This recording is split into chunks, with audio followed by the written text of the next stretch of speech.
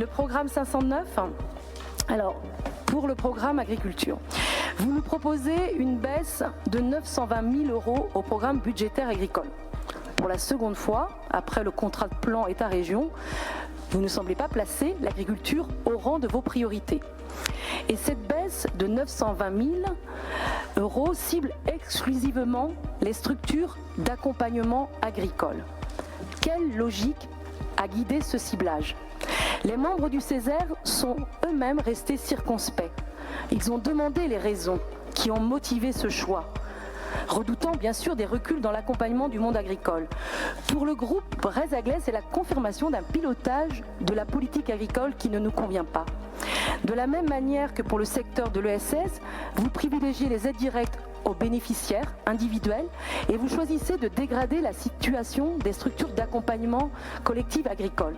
Or, ces structures sont précieuses dans le paysage agricole de la Bretagne parce qu'elles s'appuient sur la propre capacité d'organisation de la profession agricole et parce qu'elles constituent des corps intermédiaires entre la profession agricole et les pouvoirs publics.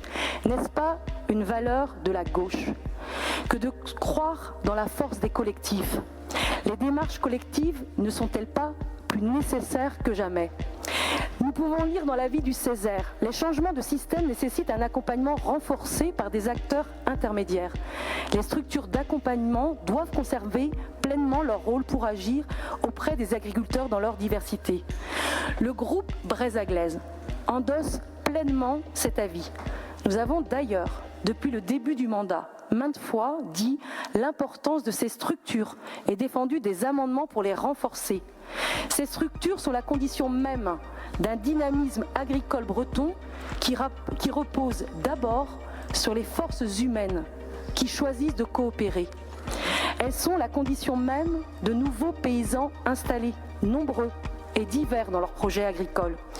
En faisant ce choix, pour nous, vous n'êtes pas dans la profondeur historique de ce qui a constitué la force de la modernisation agricole bretonne, s'appuyant sur le mouvement des jassistes et dont les structures et les responsables tirent encore aujourd'hui les fils de l'histoire d'une émancipation et d'une promotion collective par la prise de responsabilité.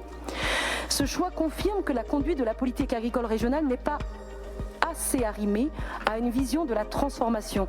Sinon, vous n'hypothèqueriez pas l'appui aux structures d'accompagnement pour accompagner les futurs installés et accompagner les transitions alors que le dérèglement climatique va bouleverser l'agriculture bretonne. Avec ces coupes sèches au détriment des acteurs de l'accompagnement, nous constatons que vous n'êtes pas sensible à notre interpellation sur la situation préoccupante de la FR-CIVAM, qui va se retrouver sans les crédits régionaux pour déployer des formations de l'idée au projet vers les candidats à l'installation. Formations qui ont pourtant fait preuve de leur efficacité depuis 15 ans. Quelle cohérence avec la feuille de route sur l'installation-transmission? Comment expliquer cela quand on a mobilisé les acteurs des structures d'accompagnement lors des EGIT, des États généraux de l'installation-transmission? D'ailleurs, notre courrier au sujet des CIVAM, Monsieur le Président, est resté sans réponse, à moins que vous estimiez que cette réponse était à trouver dans l'ADM et dans la confirmation de ces coupes. Bon, un petit peu sec, si c'est ça, à notre goût. Et puis, je souligne quand même, au nom du groupe Bresse-Aglaise, un problème de forme. Notre amendement portait sur 5 programmes. Et dans les commissions qui se sont réunies depuis la semaine dernière, nous avons eu des réponses pour 4 programmes. Et malgré l'insistance d'Azizi Esgouez à la commission économie, le vice-président, M. Lécuyer, en charge de l'agriculture, n'a pas souhaité répondre, renvoyant la réponse à M. Perrin-Sarzier, lequel a répondu sur la partie financière qui relevait de sa délégation et non sur le périmètre du programme 509.